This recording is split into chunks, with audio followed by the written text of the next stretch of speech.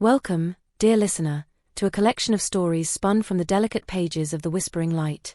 Each tale held within this enchanted tome was lovingly crafted by the gentle hand of Queen Simone, the kind-hearted ruler of the Kingdom of Tranquil Dreams. Her words are a soothing melody, a balm for restless hearts, and a guiding light through the wonders of imagination. So, let your mind drift, and your heart be light, for what you are about to hear is no ordinary story. It is a gift, passed down through the ages, meant to bring joy, laughter, and a touch of magic to all who listen. This tale is called The Lost Garden of Evermore. Theo Harper stood at the edge of the dense forest, his gaze fixed on the tangled undergrowth ahead. The early morning mist clung to the air, giving the landscape an ethereal, almost otherworldly feel. He adjusted the brim of his wide-brimmed hat, the soft fabric fraying with age and use, and tightened his grip on the old leather satchel slung over his shoulder. The satchel contained at least 2 weeks' worth of supplies and toiletries. At 72 years old, Theo moved with a slow grace, each step deliberate. His hands were roughened by decades of working with plants, tending to gardens others had long forgotten. The whispers of a hidden, magical garden, one that granted wishes to those who could restore it, had been a legend he'd heard as a child. After all these years, he'd finally gathered the clues that led him here. For Theo, the journey was more than just about magic. It was about legacy. He wanted to restore the garden, not just for the wish, but because he believed in healing what was broken. As Theo prepared to venture into the forest, a rustle behind him made him pause. He turned to see a young man emerging from the shadows, his movements quick and restless. The man was tall, with a lean, muscular build, and his sharp eyes scanned the surroundings as if always on alert. He wore a worn jacket and carried a beat-up army duffel bag, and there was a roughness to him that suggested he was no stranger to hardship. "Hey, old man." "Yeah, I'm talking to you," the young man called out, his tone abrasive. "You lost or something?" Theo's eyes narrowed slightly. "Not lost. Just heading somewhere important. And you?" The young man spit out a juicy wad of tobacco into the bushes and wiped the dribble from his chin with the back of a sleeve. "Ain't none of your business. Your kind don't have any business asking your betters such questions." "Okay, Mr. Park," Theo stated. "Just thought I'd." "Hey, how'd you know my name?" The young man's face darkened further, and a hand jerked down to the place on his belt where a knife was holstered. "Out with it." Theo offered a pleasant smile. He gestured to the young man's jacket with a flick of the thumb. "I didn't mean to startle you, son. I assumed the patch sewn to your jacket meant it was your name. If you aren't Jason Park, I can call you something." Jason Park's eyes darted down to the green patch sewn above his heart, then back to meet Theo's wise-Ned gaze. He snorted. "Whatever, old man. No one likes a smartass. And it's Mr. Jason Park to the likes of you. You better just watch yourself in these parts, old man. Folks here aren't too kind to strangers, especially your uppity kind." Theo noted the way Jason spat out the last words, laced with disdain. He had met enough people like Jason in his lifetime to know prejudice when he heard it, but he wasn't here to argue. "Well, Mr. Jason Park," Theo said, his voice calm and even, "I'm not here to cause trouble. Just looking for an old garden. Heard it might still be out there." Jason's eyes flickered with interest, but his expression remained guarded. "Garden, huh? What kind of garden needs an old guy like you?" "The kind that needs a bit of love," Theo replied, a hint of a smile tugging at the corners of his mouth. "And maybe someone to help with it." Jason's gaze sharpened, and he took a step closer, sizing Theo up. "Now, why would I do something as stupid as help you?" Theo's smile faded slightly. "Because I think you're looking for something, too. And maybe, if we find that garden, it might give us both what we're looking for. I reckon it should only be a few hours' trek through the bush." Jason swallowed loudly without meaning to, as he gave a long and measured glance over his shoulder. He knew what he was currently running from. More accurately, who he was running from. Trying to forget the serious trouble he had just escaped from, he squared the shoulder and narrowed his piercing blue eyes at the old man. "Just start walking." They ventured deeper into the forest, the silence between them thick with tension. Jason chose to walk a few paces ahead, occasionally glancing back at Theo as if expecting him to slow down or get lost. But Theo kept pace, his eyes scanning the foliage for signs of the path he'd read about in old, forgotten texts. "Don't get any ideas, old man. I know how your kind likes to cheap shot and scheme your way into an advantage over your rightful betters," Jason said suddenly, breaking the silence. "I'm not here to play nice. I've got my own reasons for finding that garden. I gathered as much. And my name's Theo Harper, but most just call me Theo. You can do the same. Theo replied mildly. Don't care, Jason sneered. So, you mentioned having reasons to visit the garden. What might those reasons be? Theo asked. Jason hesitated, his expression darkening. That's none of your business. Fair enough, Theo said, letting the conversation drop. He knew there was no use prying. The young man's hostility was a shield, and whatever lay behind it wouldn't be shared easily. Hours passed, and the forest grew denser, the air heavy with the scent of damp earth and blooming flowers. Theo could feel the magic in the air, a subtle, almost musical hum that resonated through the trees. They were close. Look, Jason said, pointing ahead of the pair with a small camp shovel. I think I see something. As they pushed through the underbrush, they came upon an archway formed by two ancient trees, their branches intertwined like the hands of old lovers. Beyond the archway lay the ruins of the garden, overgrown, wild, and untamed but still breathtakingly beautiful. Flowers of every color bloomed in tangled clusters, and vines snaked across crumbling stone pathways. The air was thick with the hum of magic, but there was also a sense of sadness, as if the garden was mourning its lost glory. Jason let out a low whistle. Well, I'll be. It didn't take too long. You weren't lying. I rarely do, Theo said, stepping forward. Come on. We've got work to do. The pair came to a mutual agreement, if begrudging on Jason's part, to work together. As they began to clear away the vines and weeds, it became clear that the garden was no ordinary place. Plants reacted to their presence, unfurling their leaves as if reaching out to be touched. Some flowers bloomed brighter when Theo whispered kind words to them, while others seemed to wilt under Jason's harsh gaze. What's with these plants? Jason muttered, eyeing a bright blue blossom that seemed to shiver away from him. They act like they're alive. They are, Theo said softly. This garden is old, Jason. It was created with magic and feeds off the energy of those who care for it. Kindness, patience, understanding. Those are the things that make it grow. Jason scoffed. Sounds like a bunch of fairy tale nonsense. Maybe, Theo said with a shrug. But it's working. Jason didn't respond, but Theo noticed the way he glanced at the flowers, a flicker of curiosity breaking through his usual scowl. As the day wore on, they encountered other, stranger garden inhabitants. Small, ethereal beings flitted between the flowers, spirits that shimmered like dew in the morning sun. They watched Theo and Jason with curious eyes, their laughter like the tinkling of wind chimes.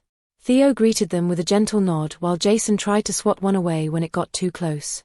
Stop that, Theo said sharply. They're part of this place. You need to treat them with respect. Jason glared at him but didn't argue.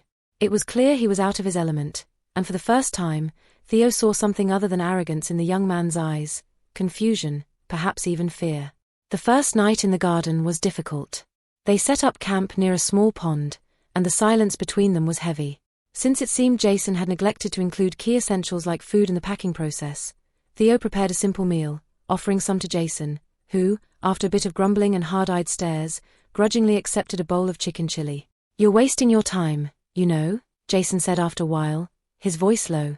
This garden, it's too far gone. Just like everything else in this world.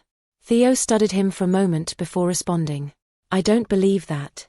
Nothing is ever too far gone. Not if you're willing to put in the work to fix it. Jason laughed bitterly. Easy for you to say. You've probably never had to fix anything in your life. More than you'd think, Theo said quietly.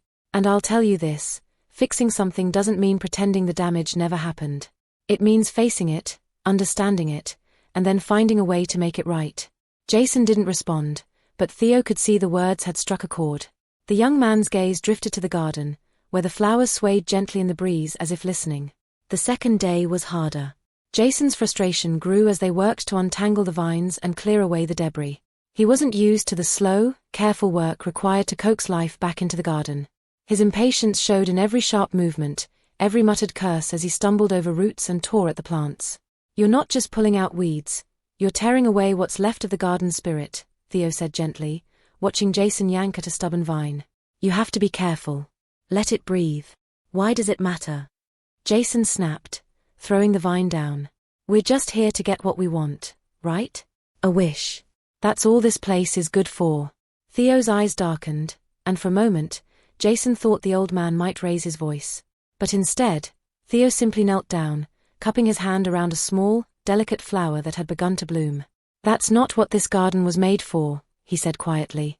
"It was created to be a sanctuary. A place where life could flourish and people could come to find peace. The wish is just a small part of that." Jason stared at him, not understanding. "Then why do you care so much about it?"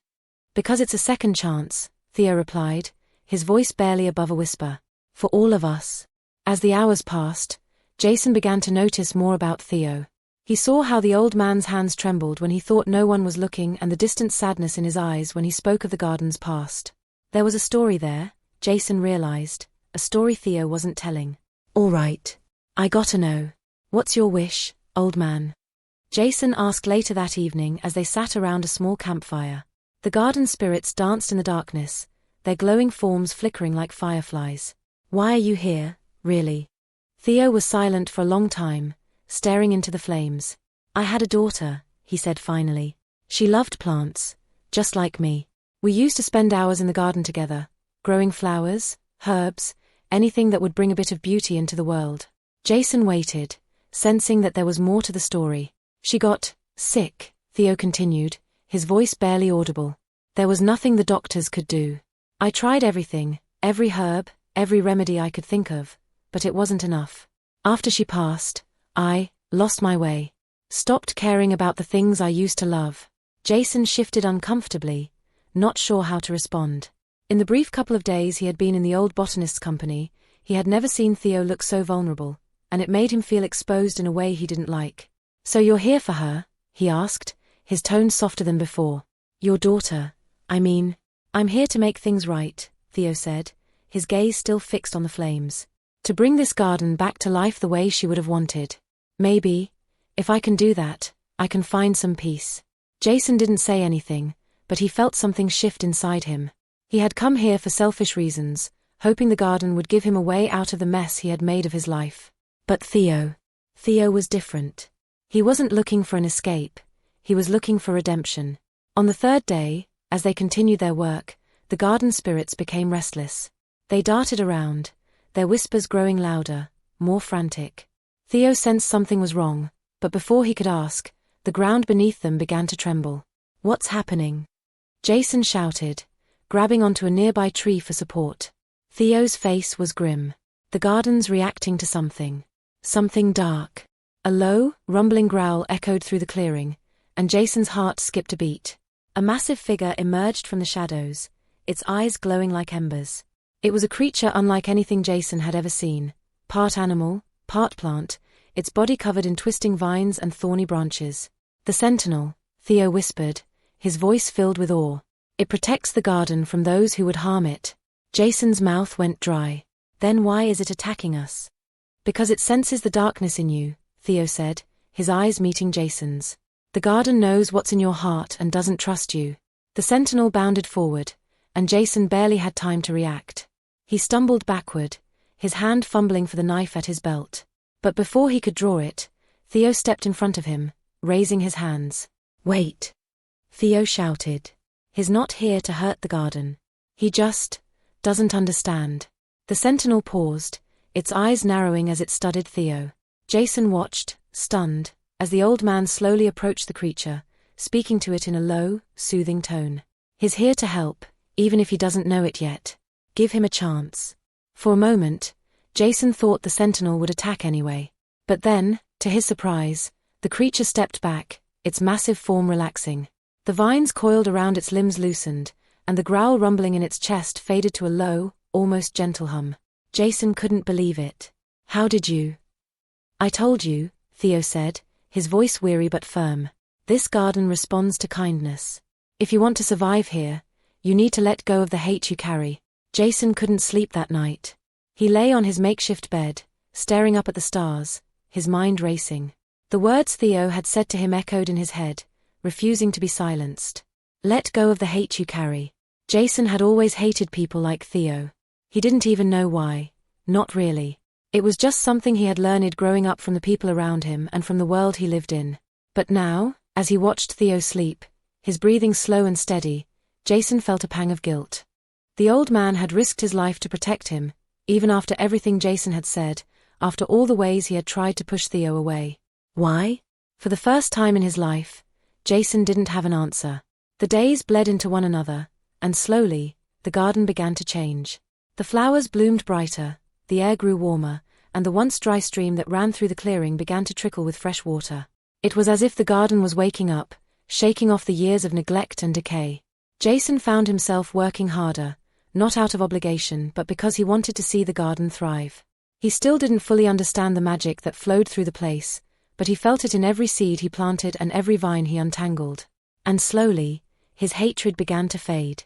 It didn't happen all at once. There were still moments when the old bigoted anger flared up, when he wanted to lash out at Theo just for being there. But each time, the garden seemed to respond, gently guiding him back, reminding him of the beauty they were creating together. On the 6th day, they finally reached the heart of the garden, a small, hidden grove surrounded by a wall of thick, twisting vines. In the center of the grove stood a single tree, its branches heavy with golden fruit. Theo's eyes widened as he approached it, his hands trembling. "This is it," he whispered. "The wish tree." Jason stared at the tree, his heart pounding. "So, we did it? We can make our wishes." "Yes," Theo said, his voice thick with emotion. "But the garden doesn't grant wishes lightly. It only gives you what you truly need, not what you want." Jason hesitated, his mind racing.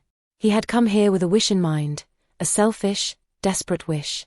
But now, standing before the tree, he realized he didn't want it anymore. All he wanted was to be free of the anger and hatred that had poisoned his heart for so long. "I don't need a wish," he said quietly, his voice barely audible. I want to change." Theo turned to him, his eyes shining with pride. "You already have." The garden bloomed around them, brighter and more vibrant than ever before. The spirits danced through the air, their laughter filling the clearing with joy. Theo and Jason stood side by side, watching as the garden came to life, their hearts light and their spirits at peace. As they prepared to leave, Theo turned to Jason, a gentle smile on his face. "Thank you," he said, "for helping me bring this place back. I couldn't have done it without you." Jason shook his head. "No, thank you, Theo, for giving me a second chance." Theo's smile widened. "That's what this garden is all about." Back in the town just outside the forest, word of the garden's restoration spread quickly. People began to visit, drawn by the returned beauty and magic. Theo became something of a local legend, and even Jason found himself welcomed, his past sins forgotten in light of the man he had become. But for Theo, the real magic was the friendship he had found in the most unlikely of places. As he stood beneath the shade of the restored garden, watching the people of the town admire the blooming flowers and the shimmering spirits that flitted about, he felt a sense of peace he hadn't known in years. The wish tree stood tall and proud at the heart of the garden, its golden fruits gleaming in the sunlight. Townspeople would come and stand before it, whispering their hopes and dreams, and though the tree did not grant every wish, it seemed to offer something even more precious, a sense of solace, a reminder that there was still beauty to be found in the world.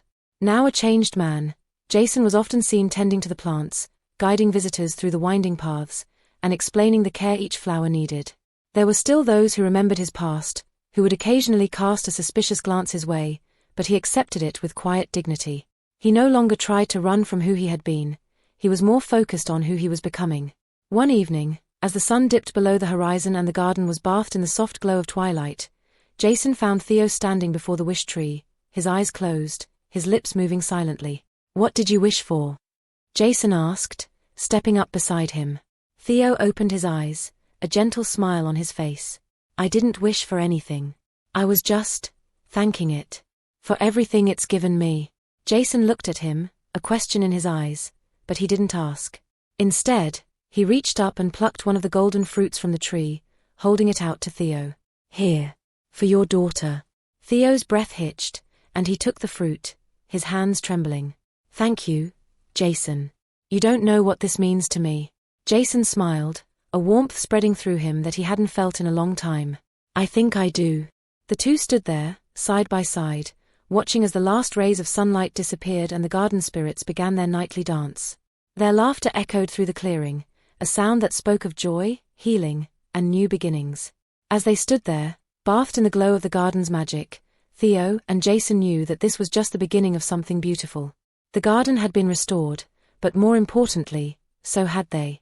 For in the lost garden of Evermore, they had found something far more precious than a wish. They had found hope, friendship, and a second chance. Thank you for listening to this tale from the Whispering Light. I hope it brought a smile to your heart and a bit of wonder to your day. If you enjoyed the story and would like to journey with us through more enchanting adventures, please consider subscribing, clicking the bell icon for notifications, and hitting the like button. That way, you'll never miss a new chapter from Queen Simone's cherished collection. And if this story touched you, I invite you to leave a comment or share it with someone who could use a little more joy and magic in their life. Until next time, may your dreams be filled with light and laughter.